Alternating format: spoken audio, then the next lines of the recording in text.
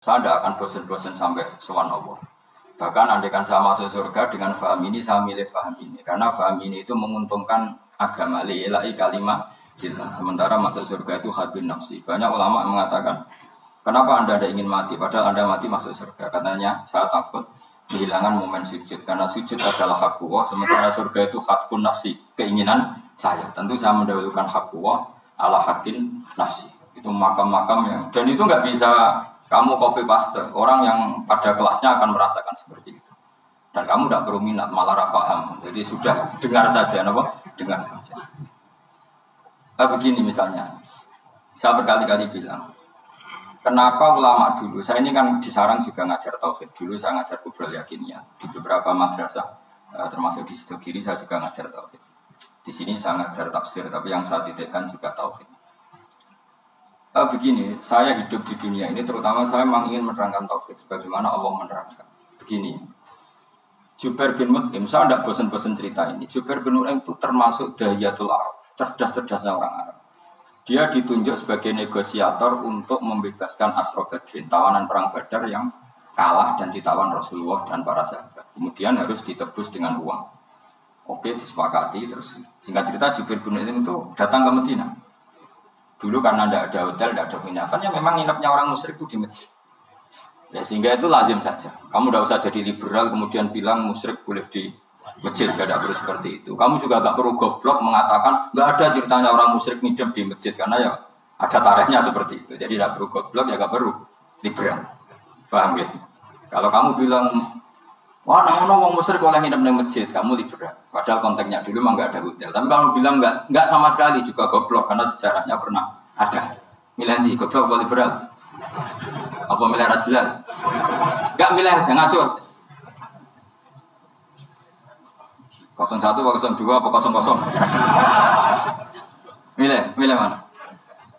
Goblok, liberal, nggak milih. Nah, ketika Jubair bin Mut'im itu datang, belalah Nabi itu sholat maghrib ngimami. Nabi baca surat Wattur wa kitabim mastur fi rabbim mansur wal baitil ma'mur. Kemudian di pertengahan surat At-Tur itu kan ada ayat yang menurut saya itu sangat bagus. Sehingga di kamar saya, di rumah saya itu tak figur ayat itu. Bahwa kita harus dilatih berpikir. Kata Allah memulai argumentasinya. Am khuliqu min ghairi syai'in. Apakah kejadian alam raya ini seisinya tentu diciptakan tanpa sebab. Misalnya begini, alam raya ini kata orang nihilisme atau komunis atau orang-orang paham nihilisme, itu kan dimulai dari ketiadaan. Logika ini kan goblok sekali. Berarti kalau alam ini kadung wujud, kamu kan tahu kan langit bumi sekarang kan wujud. Ya, langit bumi sekarang kan jelas wujud. Berarti logikanya adalah al-adamu yakhluqu makhluqan, sesuatu yang enggak ada menciptakan sesuatu yang itu kan aneh. Di mana-mana al-adam ketiadaan itu tidak mungkin yakhluqu syai'an atau yu'athiru syai'an. Di mana-mana ketiadaan itu tidak mungkin mengefeki sesuatu yang ada. Wong kamu sebut tidak ada itu berarti tidak mungkin bisa berbuat apa karena namanya tidak ada. Sekarang alam raya ini dimulai dari ketiadaan. Terus kamu simpulkan sesuatu yang enggak ada menciptakan yang ada. Itu gendeng apa enggak? Oh ya gendeng sarap.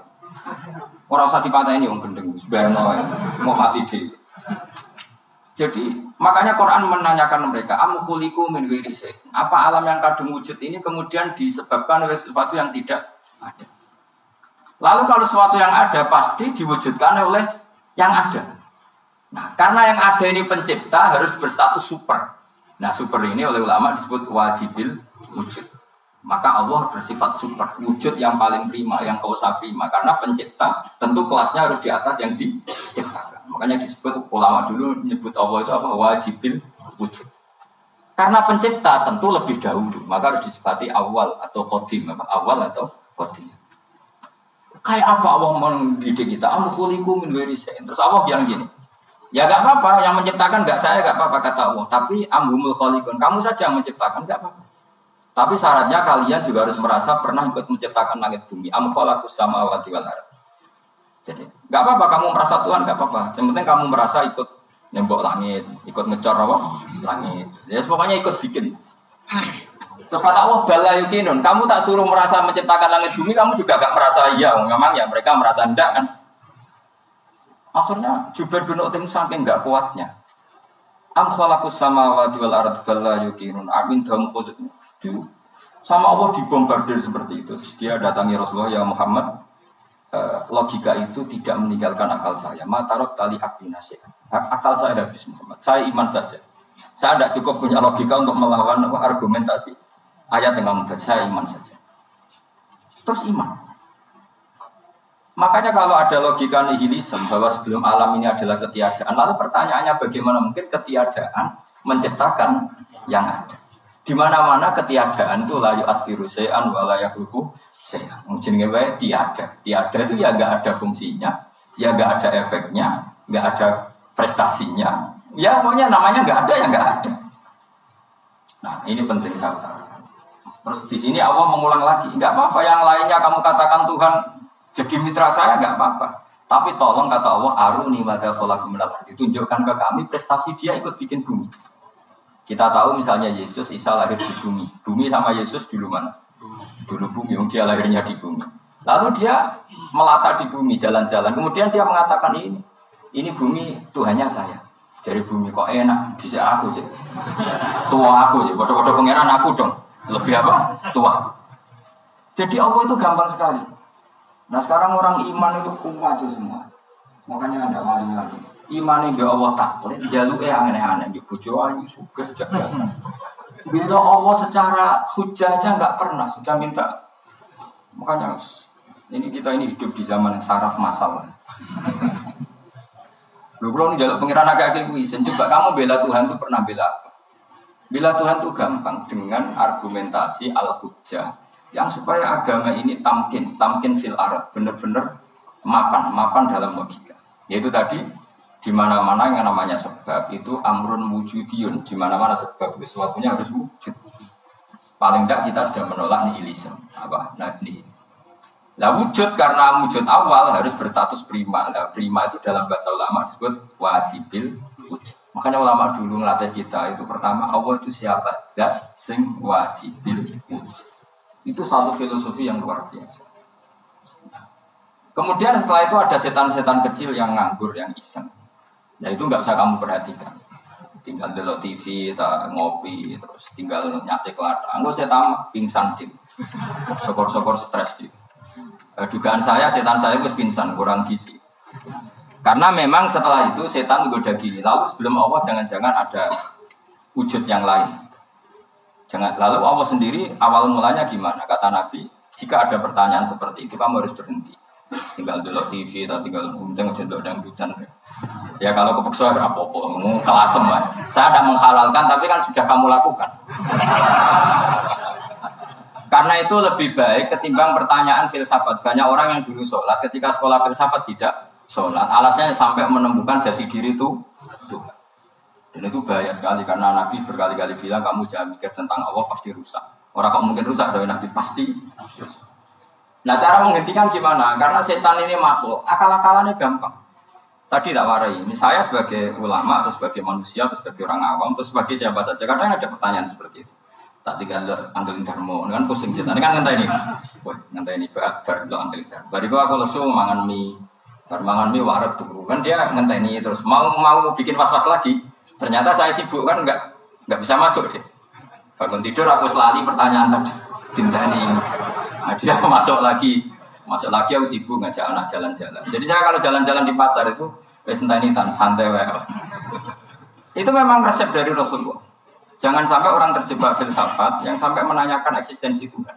Dan dia tidak mau iman, tidak mau sholat, tidak mau puasa sampai menemukan Tuhan itu siapa. Itu jelas minas syaitonir rajim, itu perilaku setan. Makanya Rasulullah setiap ditanya sahabat gitu itu Nabi guyu-guyu. Dan guyunya Nabi itu kata Nabi, baguslah kalau kamu takut Tuhan kalah kata Nabi. Nabi gojok gitu. Maka ada ulama yang punya seni berargumentasi, itu Imam Ghazali. Jika setan tanya kamu lalu sebelum Allah jangan-jangan ada wujud yang sebelum Allah. Kata Imam Ghazali, ya itu saja yang Tuhan, yang Allah ini enggak jadi Tuhan. Ya berarti wujud sebelum Allah itu yang benar-benar Allah. Kalau kamu bayangkan lagi, jangan-jangan sebelum itu ada wujud lagi. Ya itu saja yang benar-benar Allah. Sehingga tetap Allah itu menang terus. Paham ya? Yang jelas jangan sampai didahului Adam. Karena kalau didahului Adam lebih ngeri lagi. Karena sesuatu yang nggak ada menciptakan yang ada itu lebih buruk lagi menurut akal. Menurut apa? Nah, daripada kamu nggak saling Imam Ghazali, tinggal saja dulu. Nanti dulu sini terus. Itu yang lucu aja. Itu yang lucu. Untuk apa? Mencari Tuhan. Pokoknya saya aneh-aneh. Saya mau goblok-goblok. Saya lucu.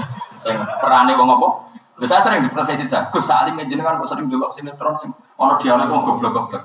Wong goblok itu menarik gitu. Apa ya? Cara pandang itu di luar dugaan saya karena keluar berkali-kali kalah wong goblok. Itu jawabannya. Ini tak cerita nih beberapa kali ini dari Gus cerdas berkali-kali kalah wong goblok. Ada seorang santri itu ingin dibelikan bapaknya itu sepeda motor. Bapaknya wong desa, senengane rumah sapi wedhus. Menurut saya ya orang tuanya itu mampu, sangat mampu untuk beli. Pak buat ditukokno mawon wong sepeda. Kata bapaknya, mana aku nujok mondok tak kok goblok. Oh, jalan kok sepeda motor, jalan mobil ora ya goblok. Lah kok goblok, Pak? Jenenge dunya iku Gus, sing lahirno dunya kok sapi iki ndek anak, wedhus ndek anak jenenge dunya. Di mana-mana jenenge dunya sing lahirno dunya. Iki dunya kok mangan dunya. Mergo motor iku kan tuku bensin, mobil. Iku cara dene iku goblok Gus. Batin berarti kabeh iki goblok perkara tuku dunya sing kentekno dunia, cara dia dunia aku sing lahirno dunia, pinter wih. Untungnya, saya ini ulama ya, ahli tafsir ya malu, saya kalah itu ya malu. Tapi saya sebagai orang objektif fair, itu teori benar apa? Jadi dunia aku ya sing lahirno dunia kok mangan dunia goblok. Untungnya dia dengan saya itu jaraknya 5 kilo 7 kilo karena titik. Lala dia diterkon sepeda motor, tapi tetap mengalah. Pak, nanti jalan kaki saja. Karena kalau pakai motor, ini kegoblokan kata saya. Terus mending ini, loh Gus mau kalah tak?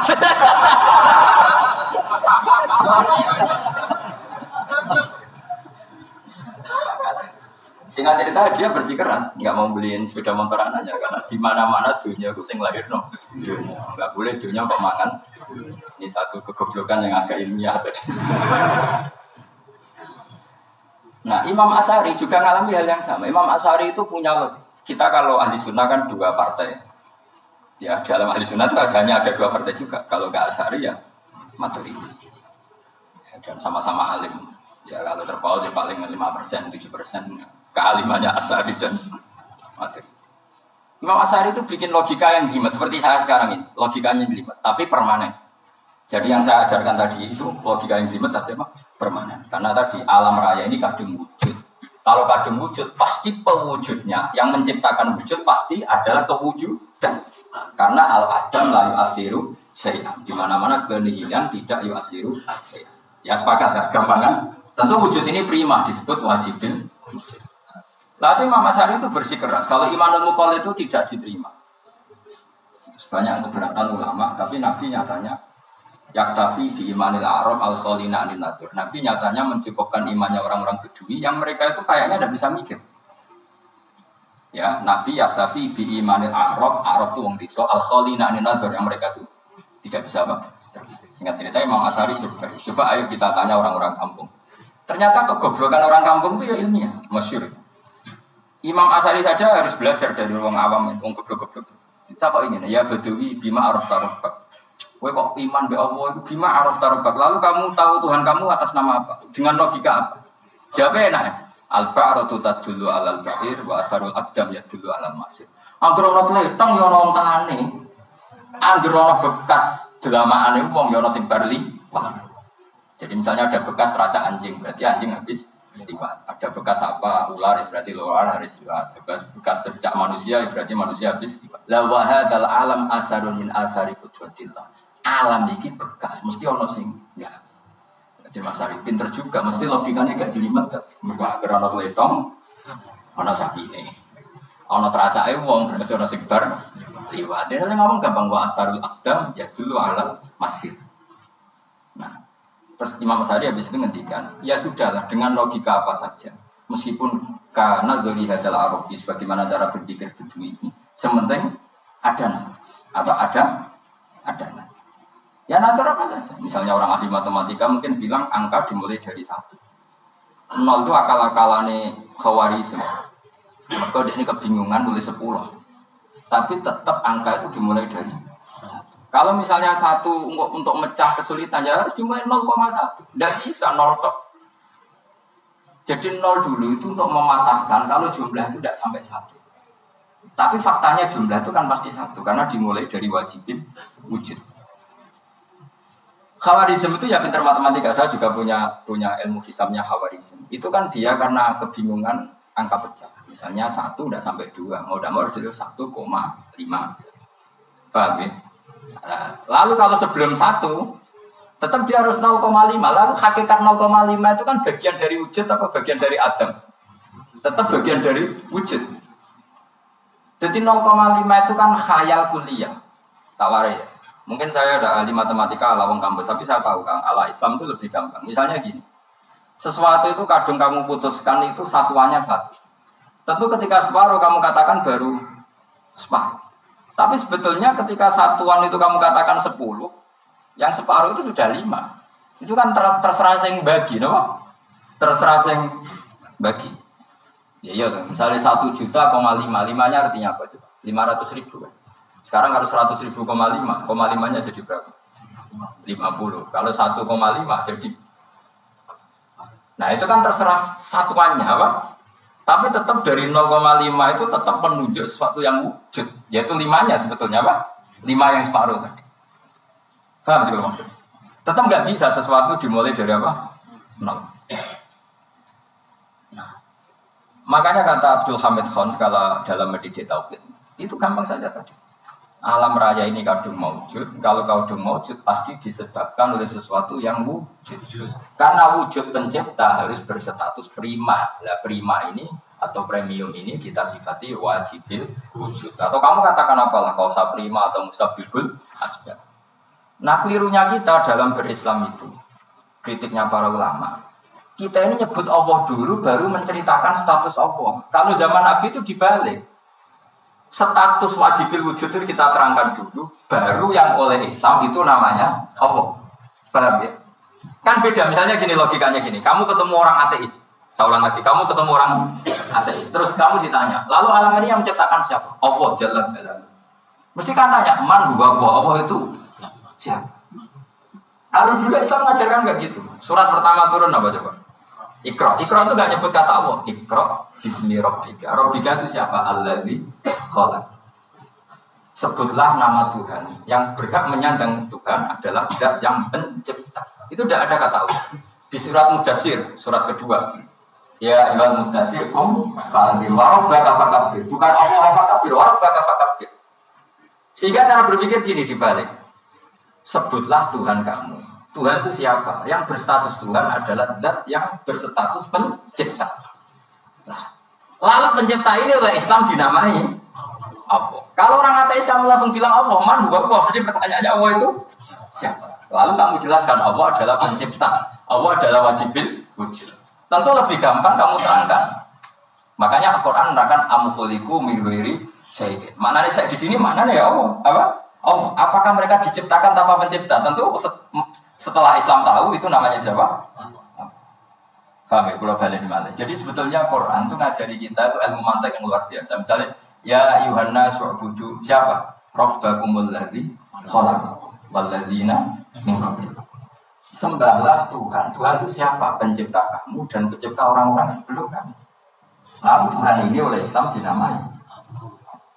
Tapi kalau langsung kamu bilang ke orang ateis atau orang Uni Soviet, Allah itu Tuhan, Allah itu siapa? Sebab itu di beberapa ayat dijelaskan dulu status Allah. Sifatnya Allah, keakhasan Tuhan. Yang dikatakan Tuhan adalah zat pencipta. Kalau tidak pencipta berarti tidak Tuhan. Sekarang Yesus pencipta bumi apa enggak? Enggak, karena dia lahir sudah di bumi. Begitu juga Fir'aun. Fir'aun itu kalah telak sama Nabi Musa gara-gara logika ini. Ketika Nabi Musa ditanya Fir'aun, wa ma rabbul alamin, lalu Tuhan itu siapa? Kata Musa, Rabbus samawati wal ardi, yang nuhani langit dan bumi. Jadi Fir'aun, enggak, ma'alim tulakum min ilahi wa irisa, jalan-jalan kemana-mana yang dikatakan Tuhan oleh masyarakat saya. Nah, kurang ajar Fir'aun. Terus kata Musa, ya Tuhanku yang di langit. Terus manggil Haman Mesir, ya Haman ibnili surhalla ali abluhul asbab samawati fa'attoli ila ilahi. Haman, pikiran saya piramida yang tinggi, aku akan lihat Tuhan yang Musa. Ada enggak di sana? Padahal misalnya munggah tenan di pangeran ra iso didelok kan repot Nabi Musa. Wah payah ya, kayak piramida nginceng pangeran tetep ra ketok kan. Akhirnya Musa pakai logika. Ya sudah gini saja, Rabbukum wa Rabbu abaikumul awwalin, yang menguhani nenek moyang kamu yang dulu-dulu. Wah itu langsung fabuita Fir'aun. Fir'aun itu kaget sekaget-kagetnya. Dan para penggawa Fir'aun sadar. Wah kalau Fir'aun yang Tuhan, babanya tambah Tuhan. Tuhannya balita kan gitu. Tuhannya balita. Tuhannya barulah. Itu kan jadi logika yang mematikan. Kalau Fir'aun Tuhan berarti babanya dulu yang wujud itu tanpa Tuhan. Karena Tuhannya barulah ini ada Tuhan datang terlambat ini kan. Akhirnya para penggawanya Fir'aun iman, mana gendeng ya Fir'aun itu gendeng. Itu pentingnya logika Rabbukum wa Rabbu abaikumul. Nah sekarang orang itu gak belajar logika. Iman di Allah orang mantep ning ati, iso digunjang setan, jalukan ke sana. Jangan suaraku kamu tuh. Kamu tuh. Makanya banyak wali kalau ditanya, kamu masuk surga sama sholat milih mana? Milih sholat. Kenapa milih sholat? Di surga itu demi khadun nafsi saya, pora koya saya. Tapi kalau saya sholat itu untuk hak kuasa sebagai hamba, identitas kesejatian saya adalah menghamba. Soal nanti Allah bikin bonus surga silakan.